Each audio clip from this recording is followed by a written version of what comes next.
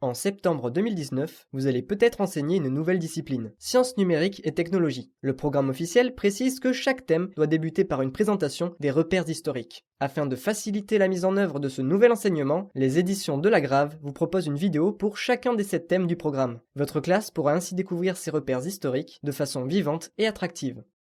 Salut tout le monde, c'est Mister Flèche et aujourd'hui nous allons découvrir l'histoire de l'informatique embarquée. C'est parti! En 1947, l'invention des transistors aux États-Unis révolutionne l'électronique. Ils permettent de miniaturiser les machines et remplacent les anciens composants qui étaient volumineux, peu fiables et consommaient beaucoup d'énergie. Plus petits et plus puissants, telles sont les qualités du transistor. Au cours des années 1960, la miniaturisation permise par l'invention du transistor fait passer les ordinateurs de la taille d'une pièce de plusieurs dizaines de mètres carrés à celle d'une grosse boîte. Il devient dès lors possible de les embarquer dans des véhicules comme la fusée Saturne V et le module lunaire qui emmène des astronautes pour la première fois sur la Lune en 1969 lors de la mission américaine Apollo. Par la suite, l'informatique embarquée ne cesse de se répandre. En 1984, l'Airbus A320 est le premier avion équipé de commandes électriques, et en 1998, la ligne 14 du métro parisien est la première à être automatisée. Mais revenons en arrière pour découvrir une autre innovation qui a contribué au développement de l'informatique embarquée. En 1971, la société américaine Intel met sur le marché le tout premier microprocesseur, le C4004. Il s'agit de la version miniaturisée d'un processeur, un circuit électronique contenant de nombreux transistors et réalisant des calculs. Le C4004 contient 2300 transistors et est utilisé dans des calculatrices et des flippers. En comparaison, aujourd'hui, un processeur de smartphone contient plusieurs milliards de transistors. Cette miniaturisation de l'électronique va permettre d'embarquer de l'informatique dans n'importe quel objet.